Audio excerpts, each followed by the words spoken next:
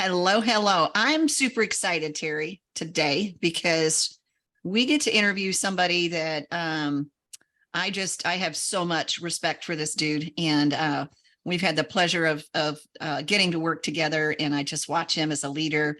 I know his daughter, and it's just I'm just really excited to have Matt Gruidl with us today.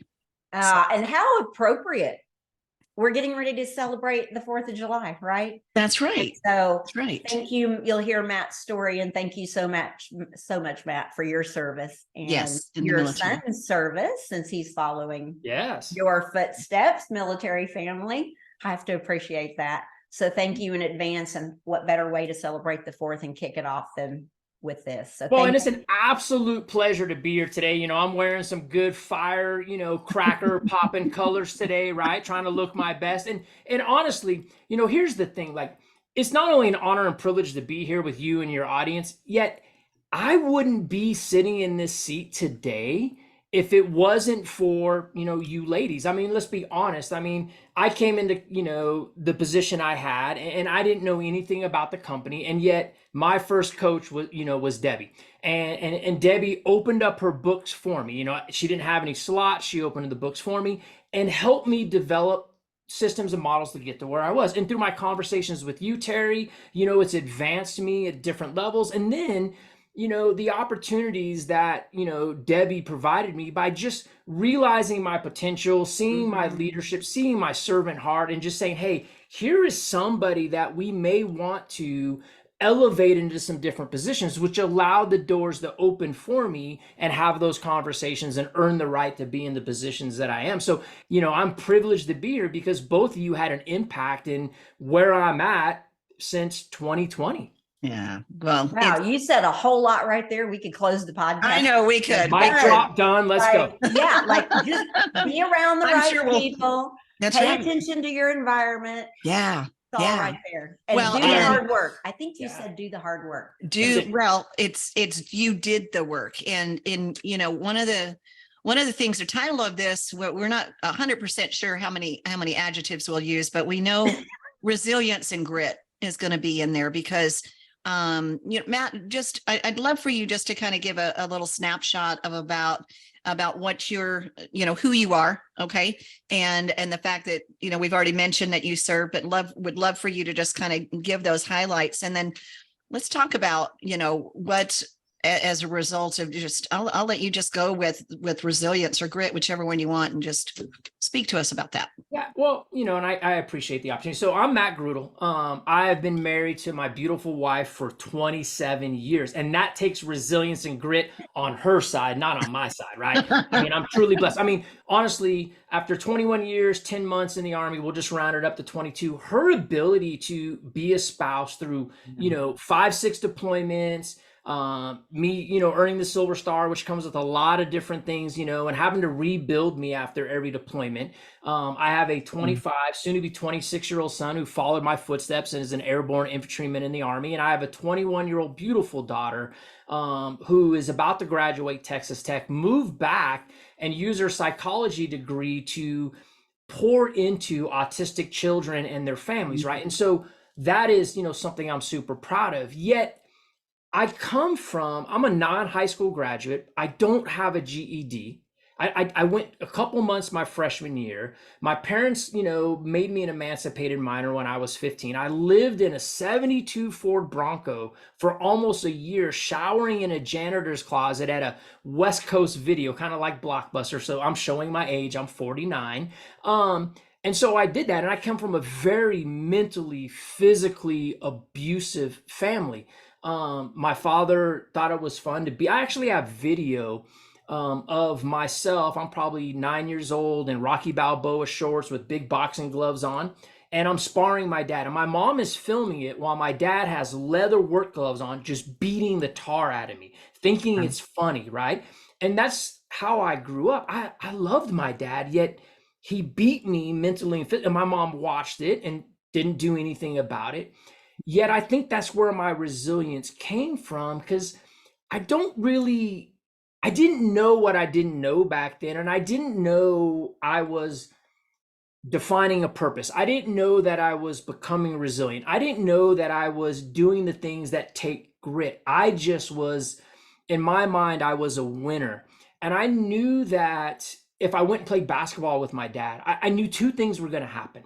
I had two choices to make. I could either be average and just let him win, or I could be a winner, what I felt in my heart, and shoot and score and drive and try to play and block the shots. Yet I knew with that was going to come getting slammed into the garage door, getting my head pounded into the concrete, right? I mean, I knew those things were going to come, yet inside of me, I was already building that resilience in my life because I just felt I was a winner. I felt like, and you hear me say it all the time, a challenge is an opportunity is a leader's dream. And I just felt that, yet I didn't know when I was that young that what I was actually doing was developing resilience and grit in my life. I just was trying to, hashtag survive at the time, Right. and not be Right. average and not give up. Yeah. Well, the choices that you made in that situation, I mean, so many individuals, I think, would have gone the opposite direction, right? And today would be telling a very different story in what it made them to be versus what it made you to be. Where did that winning attitude come from? I think it came from, I honestly, I think it came from sports. I think it Right. came from getting involved in sports. And I didn't get involved in sports because my parents pushed me in sports.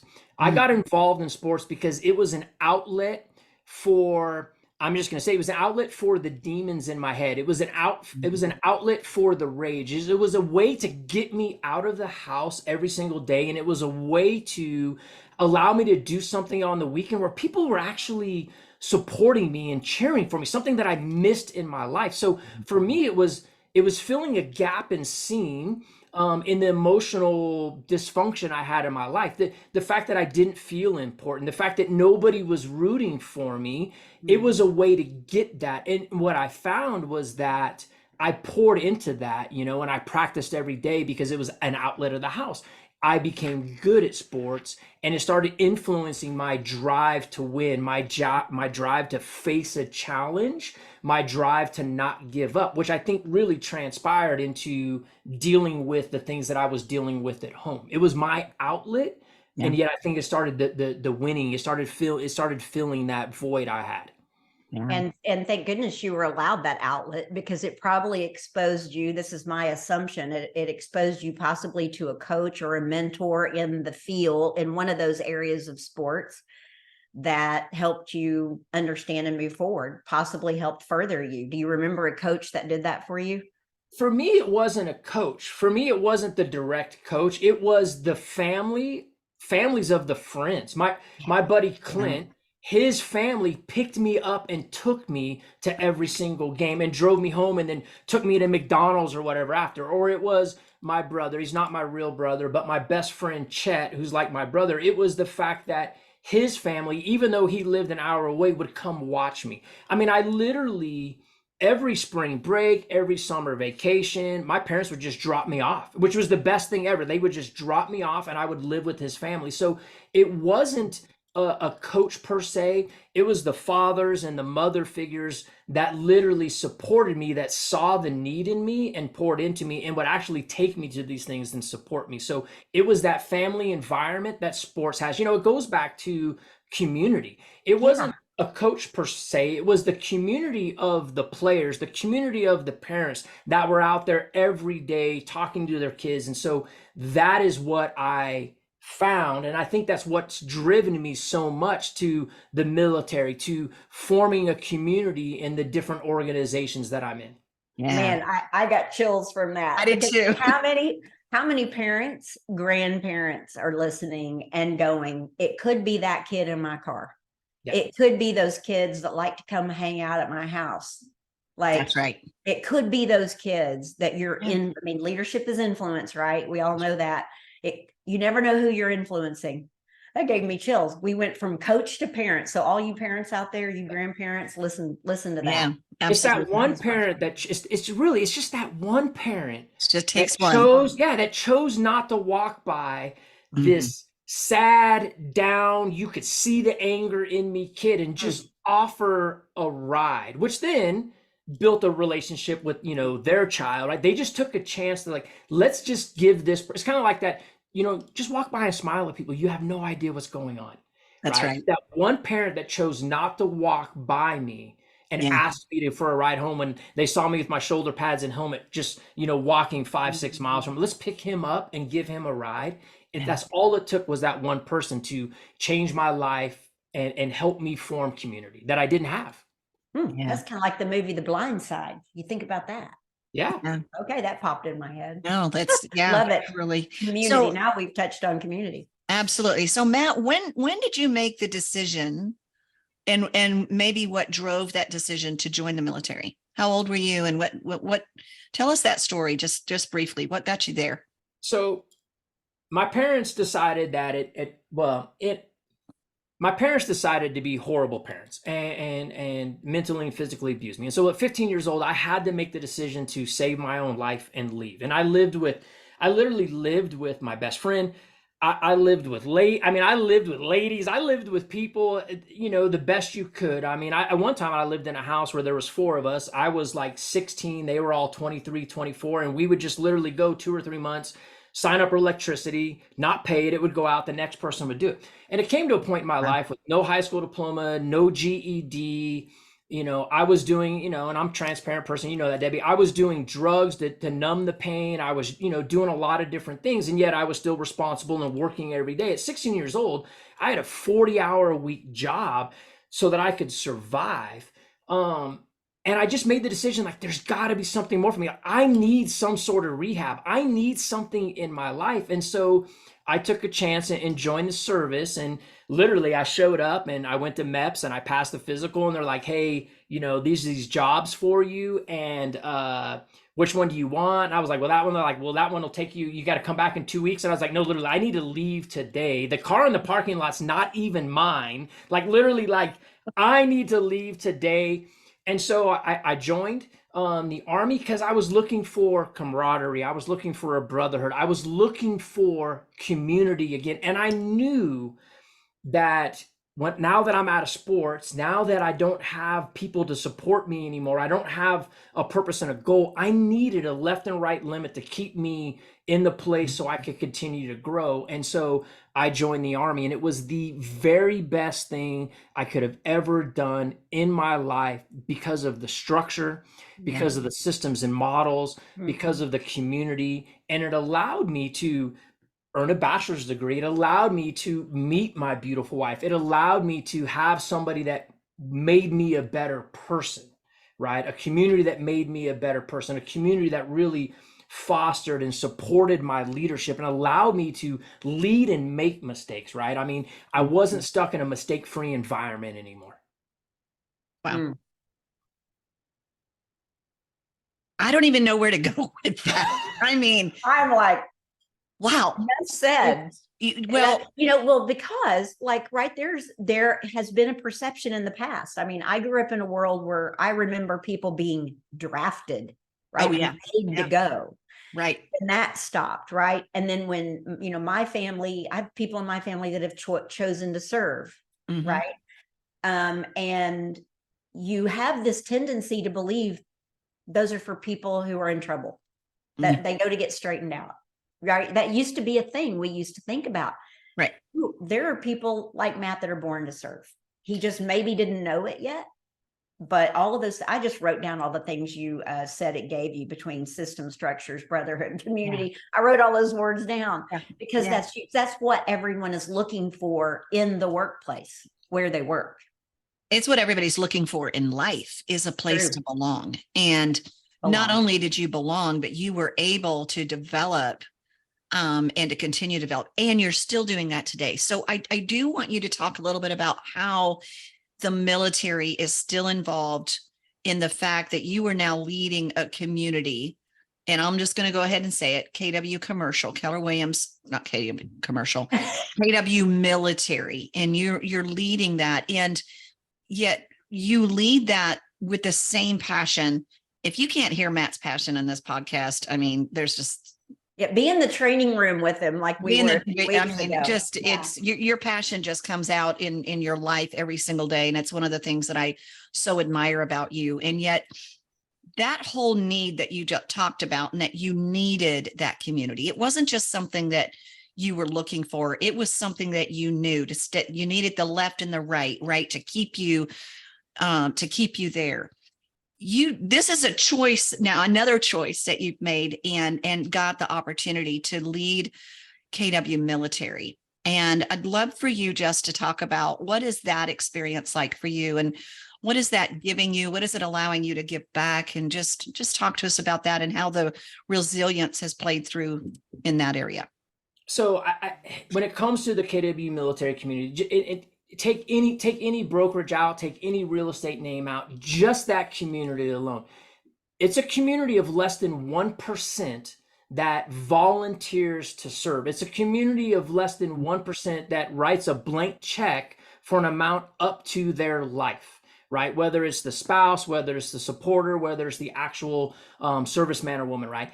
And so for me, my servant heart, I want to repay everything that it gave me. And so my personal, every single morning I wake up and I ask myself, how do I earn the right to do business with every single veteran, every single military member, right? How do I earn that right? How do I help them grow personally and professionally? I know that a military family, if we can provide education and coaching and value and all those things, it doesn't have to be $100,000.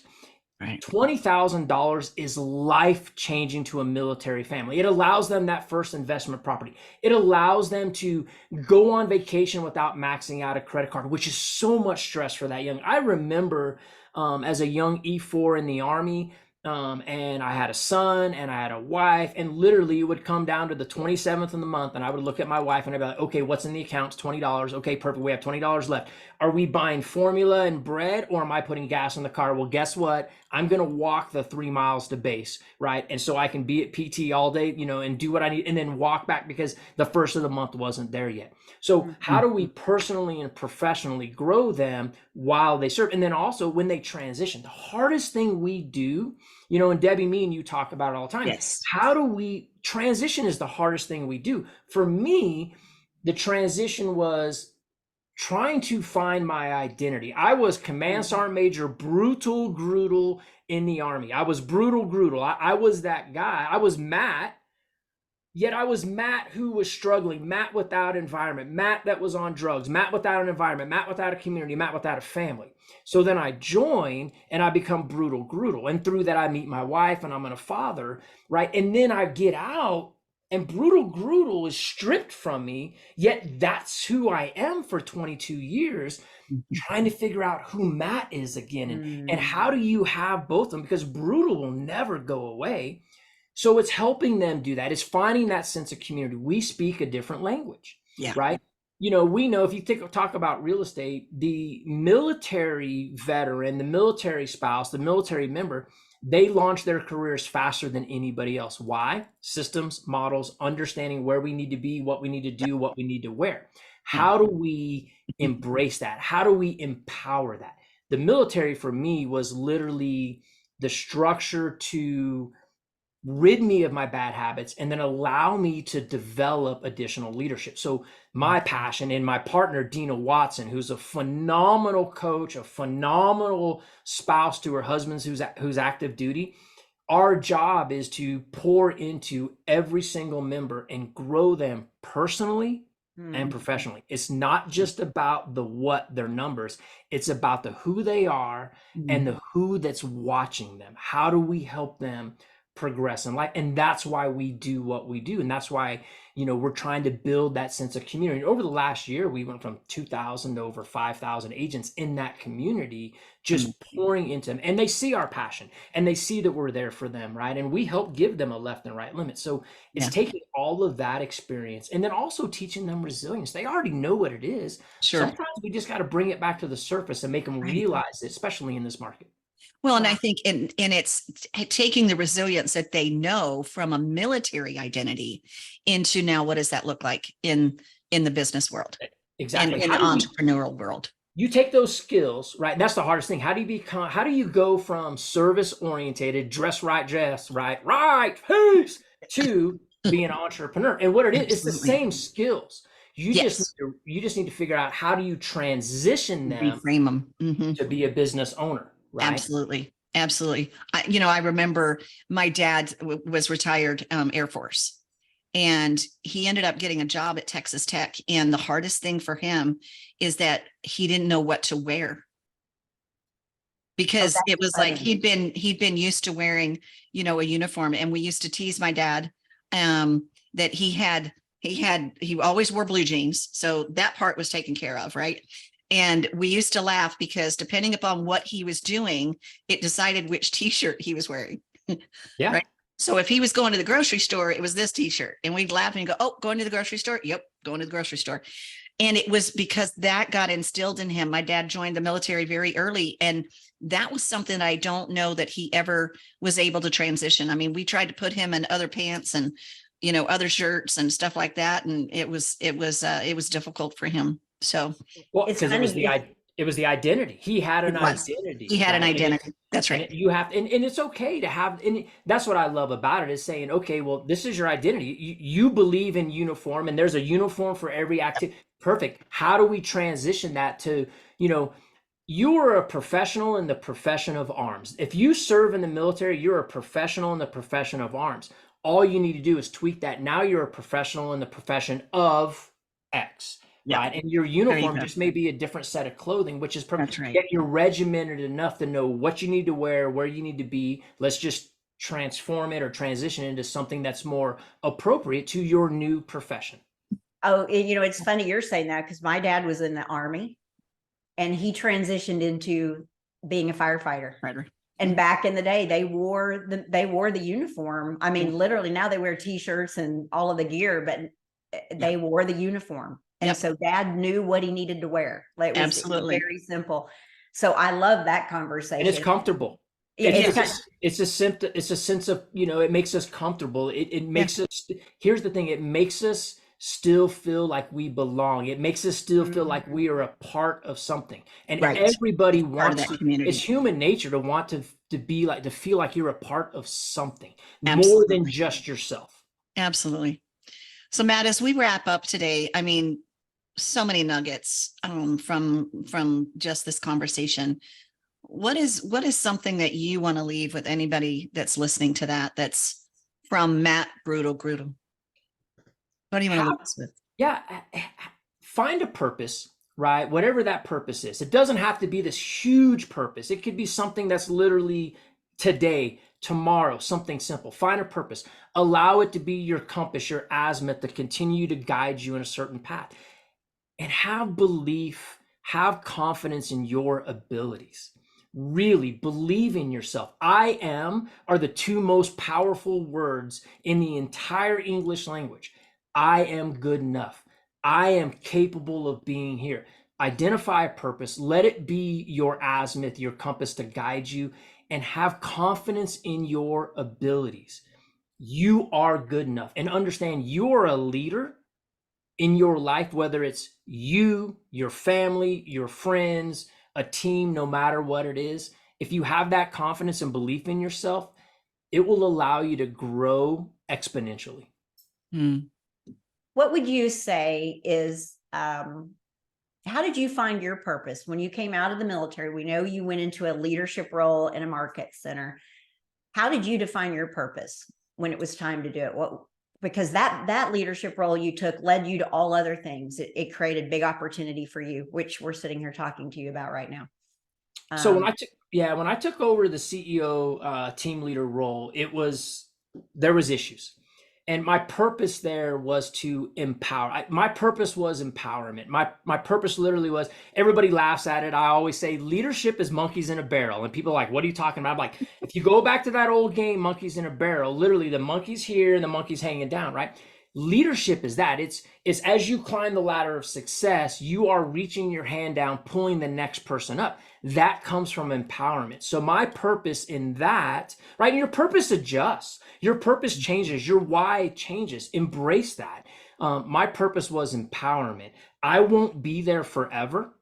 How do I empower everybody that's underneath of me to pull up to my position? And if you look at that market center now, some of the people that were just literally directors of growth are now assistant team leaders, right? My purpose at that point was to grow personally and professionally every single agent, yet empower the leadership team to one day replace me, because leadership truly is monkeys in a barrel. Mm-hmm. Awesome. That's it. I remember you being on a big national call when you were in that role, talking about monkeys in a barrel. It brought that back up. Yep. That is awesome. Great visual, and great metaphor. Matt, we cannot thank you enough for spending the time and sharing with us. Mm-hmm. And for anybody out there that, do you have a place where people could reach out to you and if they were interested in learning more? And we'll just put that in our. Yeah, you can reach out to me at Marne7 Solutions, MARNE, the number 7 solutions at gmail.com. You hit me up there, and I will answer all your emails, all your calls. Find me on the Instagram, the Tickety Talk, the Facebook, all those normal social things. That's it, the Tickety Talk, right? I love it. All right. Well, we want to just thank you, and we'll just see you around the corner next time. Hopefully we'll get to share the stage with you again. Absolute pleasure. That's right. So you guys have a good one. Thank you, Matt.